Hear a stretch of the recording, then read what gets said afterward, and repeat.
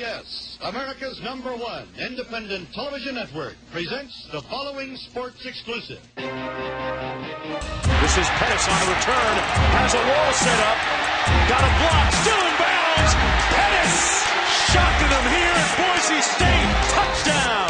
Heading to the far sideline, looking for a block and got a couple. Christian Kirk, one guy to beat, and he's not going to get it. Touchdown. A&M, 79 yards. Henry breaking free, heading to the end zone. Touchdown, Alabama. A burst up the middle. Derrick Henry, his second touchdown tonight. Braxton Miller is loose. Spin move. Miller headed for the end zone. The first running attempt for Elliott, who breaks free. Zeke Elliott, nothing but green grass in front of him. Touchdown, Ohio State. Lightning strikes from 80 yards out. Welcome to Basically a Football Show. Week 1 of the college football season. It was definitely an interesting one, probably better than we've had in recent years. I thought so. Outside the top 25, the big game was Jim Harbaugh making his debut in Utah with the Wolverines. I think we saw that Jim Harbaugh still has a little work to do with his Wolverines. Utah took it to him pretty well there in the second half. I saw improved play out of the Wolverines. I think they were more disciplined and they played more solidly than they usually do, but the talent's just not there yet. No. I think that last year that a Brady Hoke team playing Utah last year loses a lot worse than they did with Jim Harbaugh. So there's that. TCU, number 2 in the land. They had a tight game up in Minnesota. TCU was up 10-0 after 10-3 only up at halftime, and they were able to outpace Minnesota there in the second half and win 23-17. And this is a TCU team that was lauded for its offense. Trevon Boykin's a Heisman contender. He goes 26-42, 246 with a touchdown. And the Horned Frogs, they kind of escape with their first win of the season. Don't forget, this Minnesota team, I think, won 8 or 9 games last year, so they weren't exactly a pushover. So I'm not too worried about TCU with that game. Yeah, it was a lot closer than people thought it would be, but the Golden Gophers are a pretty decent football team. So TCU's first game, playing a pretty decent team on the road, I'm not going to worry about it too much if I'm a TCU fan. Number 22, Arizona Wildcats. They beat Texas San Antonio 42-32. You did say that Arizona has historically had trouble with this team, and they kind of did it again. Yeah, they had trouble with them last year too. Yep. The big story for Arizona, though, outside of the win, their star linebacker Scooby Wrights had a surgery on his knee to repair a lateral meniscus tear. He'll be out about a month. Big loss there for the Wildcats, at least early on in the season. They got to be able to hold on there, at least on defense, to get through the early part of their schedule. Baylor, number 4 in the land. They had a tight one early with SMU. I was watching this game. Baylor put up 28 points in the first quarter, but SMU cut it to 21-28 early in the second quarter, and then they didn't score any points the rest of the way. Baylor, they just continue to score all the points. 5 touchdowns, 376 yards for quarterback Seth Russell. SMU made a game of it in the first half, but that was pretty much where that ended. Baylor hit the gas in the second half, and it was see you later. I just was surprised at how much the announcers were talking about the point spread in this game. And Baylor did not cover, by the way. It was a push, 35, in case you were wondering. Kind of the upset, if it's an upset with a ranked team winning. And kind of what started, Arizona won its first game, and that was good for the Pac-12, but the rest of the weekend, not so hot for the Pac-12. Boise State knocks out Washington in Boise, 16-13. Usually a Boise State game, you're not used to it being defensively oriented like this, but good win for the Broncos, and I'm not surprised by this at all.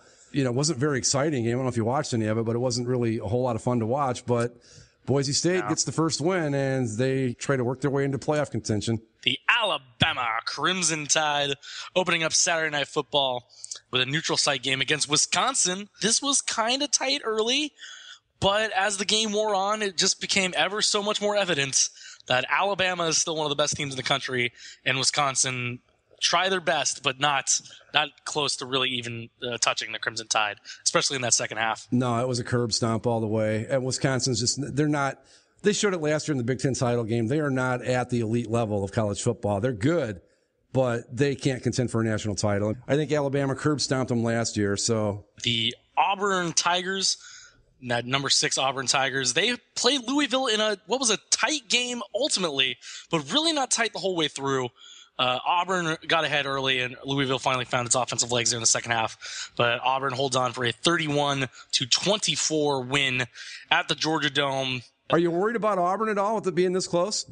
Yes and no. I wasn't impressed with the offense too much. Their passing game was a little lackluster.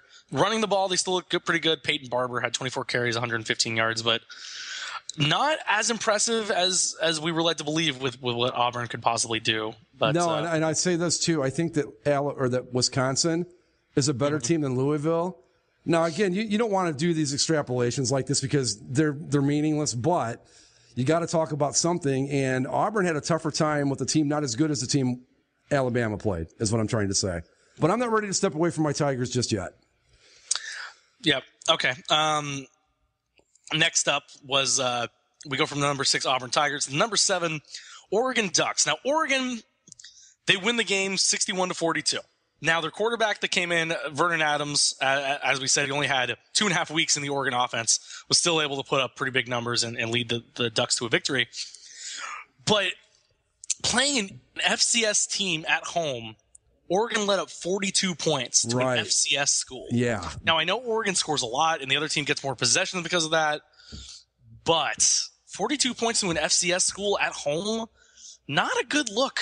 An FCS team comes into your house opening weekend and puts 42 up on you. You only won the game by 19. Now, that seems ridiculous to say you only won by 19, but we talked about it on the football preview or the college football preview that Eastern Washington at every position is not as good as Oregon. And they still gave up 42 points. I would be really concerned about that if I were an Oregon fan because that's not a good thing. Going on the road this week to East Lansing after giving up 42 points to Eastern Washington, Michigan State's offense didn't exactly look like a pushover last week either. And Michigan State's more physical than I'm sure Eastern Washington is. You would hope so anyway, yeah. If this week 1 is any indication of what their defense is going to be this season, outscoring teams is what Oregon's going to have to do, and that's not going to do them too well in the long run. You don't win a lot of titles. You don't win a lot of titles having to do it that way. Now, this is one of the more interesting games of the day. Notre Dame just eviscerated Texas. Yes, they did. It was 38-3, but it could have been a hell of a lot worse than even that. The question I have about this game in particular, is Notre Dame this good, or is Texas that bad? That's, I think it's somewhere in the middle, but I got to lean a little bit more towards Texas is this bad. I think it's not entirely that, but if you had to put the needle, I'm going to lean it a little more towards Texas is this bad. I thought it would be a lot more competitive than this. I even entertained the idea of picking Texas to win, but wow, they just didn't show up. Notre Dame looked really, really good. Yeah, they did. The hype train is going to build up for Notre Dame now, especially after a game like that. I mean, I know Texas is not great this year, but Texas still has athletes on it, right? The Notre Dame quarterback, Malik Zaire, 19-22, only 3 missed passes for 313 yards, 3 TDs. Not bad. Not bad at all. Not bad at all. We'll see if these Notre Dame Fighting Irish are better than we're giving them credit for. Number 13 is another team that the hype train is really chugging out of the station now. I might be inclined to believe it. I'm not there yet. We talked down a lot about UCLA, and they made a big showing there with their freshman quarterback, Josh Rosen, with a 34-16 win. Now, obviously, Virginia is not going to be the best team this year, and UCLA should beat them. But Josh Rosen, in his true freshman debut, not only did he put up big numbers, 28-35, 351, 3 TDs, he made some impressive throws. Some really good passes downfield. And I know he's a true freshman, and he's probably going to hit a bubble here at some point against a tougher defense than Virginia showed. But they looked good. They looked really damn good. And I don't like giving UCLA praise, but they looked pretty damn good. I watched some of this, and they did look good, but I think Virginia is, again, not a good team.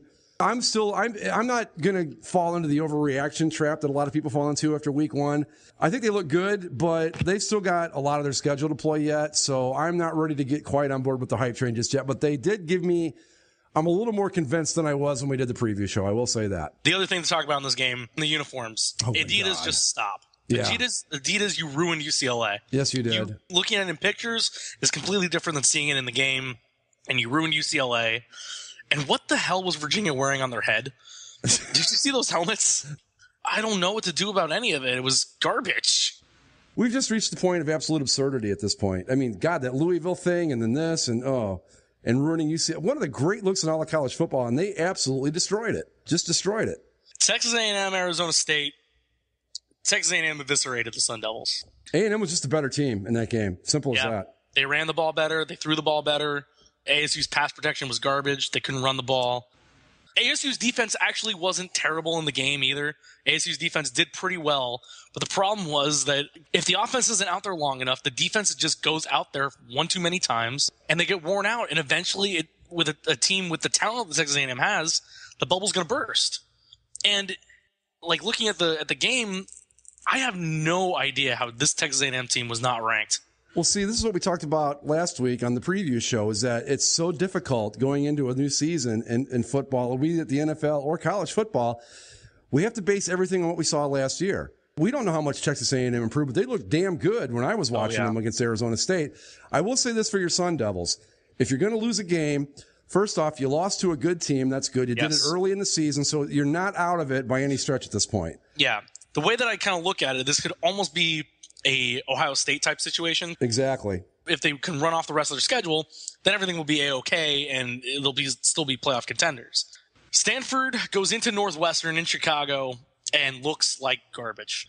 They lose to Northwestern 16-6. I know that I was high on Stanford. I know Desmond Howard picked Stanford to be in the national championship game for the season. Not a good day for Stanford. When Northwestern beats you, it's usually a high-scoring game. What troubles me about this is that the Northwestern defense, of all defenses, shut down the Cardinal like this. That would worry me. Obviously, they played well on defense because Northwestern's a spread team. They can score points, and they held them to 16, but they couldn't score on these guys. Northwestern isn't Michigan State or Ohio State as far as it comes to defense. So I'm a little concerned right now. But again, first game of the year, if you got to lose one, you do it now. But this Northwestern loss is an awful lot like the Virginia Tech loss was to Ohio State last year. It's going to be tough to overcome. Monday night's Labor Day evening, the game of the weekend. The Ohio State Buckeyes going into Lane Stadium to take on Virginia Tech. Cardell Jones gets the start for the Buckeyes. Surprise to most people. Most people thought JT Barrett would be the starter. Ohio State's up to a 14-0 lead after the first quarter, and things look like they're just going to keep rolling just like last year. Right, Greg? More or less. Then you get to the second quarter, and Virginia Tech found themselves a little bit. 17 points. Good showing there by Mike Brewer, the quarterback. And Virginia Tech goes into halftime with a lead, 17-14. Buckeye Nation shaking in its boots at halftime, right? I wasn't. I have verifiable proof that I said I was not concerned yet. Virginia Tech capitalized on a couple turnovers. The Buckeyes kind of took their foot off the gas there in the second quarter, and Tech's not a terrible team. But then we go into the third quarter. The ship rights itself, and Ohio State kind of put the foot back on the gas. Braxton Miller. Yeah. Remember him? Yeah. Remember him when he was a Heisman Trophy favorite at quarterback? Well, now he's tearing it up as a wide receiver and H-back. He had 78 yards receiving for a touchdown. And really the highlight of the game is this sweep play by Miller. Comes from the right, sweeps across to the left, turns up the sideline, and just makes a beauty of a spin move and just spins to the middle of the field and pulls away from the Virginia Tech defense. We thought Braxton Miller might have some sort of impact, but to have the impact he did in this first game. Totally shocking to me. Yeah, it's a total game changer for Ohio State going forward. They get JT Barrett a few snaps there at the end. He even throws a touchdown pass. And he had a 40-yard rush, too. Yeah.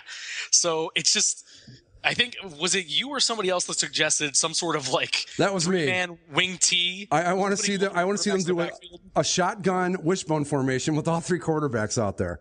Yeah. You would have no idea what the hell is going to happen. All three of them can run the ball. All three of them can throw the ball. Exactly. And now that you see what Braxton Miller does in this first game, it really opens up so many damn possibilities because it seems silly to like suggest that, but if you did that, the other team would have a fit. Oh, yeah. The other team would, if that happened, the other team would immediately call a timeout. Just be like, what the hell is that? Just think of just like a two-back shotgun formation where like you've got one as taking the snap at center. The other two are lined up on either side of the guy taking the snap. You can pitch, throw, option. There's a million possibilities. Now, obviously, you don't want to do that because you risk one of them or two of them getting hurt on the same play, and you can't risk that. But just imagine the possibilities with those three guys in the same backfield. And then you throw Zeke Elliott out there as like the wing back. I mean, come on. You mentioned Ezekiel Elliott, only 4 carries at the half. I know there was a lot of contention, people not thinking that he's not getting his rushes. Well, yeah, he only had 4 carries in the first half, but then he only had 7 carries in the second half. Finished with 122 yards and a touchdown. Pretty good. It was tight there for a little bit, but Ohio State showed that they're still definitely the undisputed number 1 team in the country. They get all the first place votes again in the poll this week. They are the number 1 team. going into week 2 of college football. I just want to say, and I know this is going to sound ridiculous and it's going to sound like the biggest homer thing in the world. They did not play a great game on Monday night. No. They had moments where you could see that they had the potential, but they were not. Cardell Jones was 50% passer on the night. Okay, that's all right, but that's, you need better than that. And they've still got 4 guys that are sitting out. I mean, Joey Bosa didn't play. I've never seen an Ohio State team that's just this loaded with talent. Anything can happen throughout the course of the season, but holy hell are these guys good. But yeah, Braxton Miller with that play, I was like, wow, I didn't think he'd have this kind of an impact. And if he can do that every week, Jesus, who do you cover in this offense? What do you do? Nice start to the season. Got a little revenge on the Hokies there.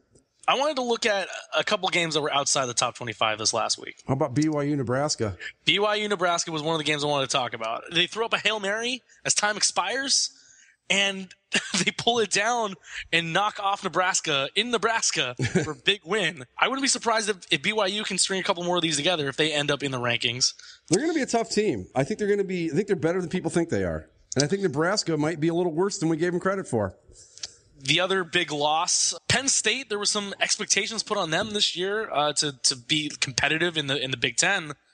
And they open up their season. They start out going up 10-0 on Temple, at Temple in Philadelphia. And from there it was all Owls. Yeah. 27-10, Temple knocks off Penn State. That's a bad loss. That's a bad loss for Penn State. It really is, yes. That is a terrible loss. Not much else you can say about it. Just a horrible loss for that team. Week 1, we always have a bunch of these FCS schools playing the FBS schools, and usually they're blowouts and there's not much to write home about. Unless you're the South Dakota State Jackrabbits, Kansas at home loses to FCS South Dakota State. Well, they're Kansas. Come on. Kansas, from all accounts, Kansas was going to be bad. But after losing this game, a lot of people think that Kansas might just lose every damn game on their schedule this year. I wouldn't surprise me in the least. I mean, remember a couple of years ago they had that guy, that great big guy that coached them, and they actually had a 10-win season and went to the Orange Bowl? Yeah. That was it. That's the only time I can remember my whole life they've ever been any good. Yeah, I can see them going 0-12 this year, no problem. And as I mentioned, not a great week for the Pac-12, and that continued as another FCS school managed to pull out a victory. Portland State goes into Wazoo to beat the Cougs 24-17. Man, Washington State, they're bad too. That's a terrible program. Come on, Mike Leach, what happened here? The genius, he needs to lock more people into sheds and stuff or something. I don't know what's going on up there. Between the Arizona State loss, the Stanford loss, the Washington State loss, Oregon letting up a lot of points, not a stellar day, and Washington losing to Boise State. Not the most banner day for the Pac-12 on opening weekend. No, and the SEC that we decided wasn't as good as we thought they were. 10 teams in the top 25 right now. Everyone's wanted to say that maybe the SEC isn't the best conference anymore and that the Pac-12 was the best conference. And the Pac-12 goes out and lays an egg like they did. And the SEC West, particularly, they get some big wins in week 1 to show that they're still the big dog. That's going to do it for football this week. You can follow us on all of our platforms, Spreaker, YouTube, iTunes, etc. Any last words, Greg, before we head off into the wild abyss of a very packed football weekend? Go Bucks, go Pack. Go Sun Devils, beat the crap out of Cal Poly. Way to bounce back. There, huh? Yeah, way to bounce back after a big loss. And go Colts, of course, this weekend. We'll see you next week for Basically Football Show. Enjoy the football.